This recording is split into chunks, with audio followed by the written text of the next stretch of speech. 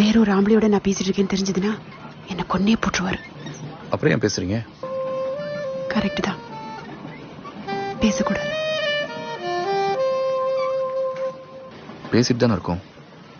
ட்ரெயினில் மீட் பண்ணுறோம், பேசுகிறோம், ஃப்ரெண்ட்லி. இதில் என்ன இருக்கு? மறைக்கணும்னு அவசியம் இருக்கா என்ன? உங்க ஒய்ஃப் கிட்ட சொல்லி பாருங்க, என்ன சொல்றாங்கன்னு பாப்போம். கண்டுக்க மாட்டாங்களா? பக்கத்துல பக்கத்துல உட்காந்துருக்கோம், நிறைய பேசுறோம். ஒரு நாள் பார்க்கலன்னா உடனே ஃபோன் பண்ணி என்னாச்சுன்னு கேட்குறோம். சொல்லுங்க அவங்க கிட்ட என்ன சொல்றாங்கன்னு பாப்போம்.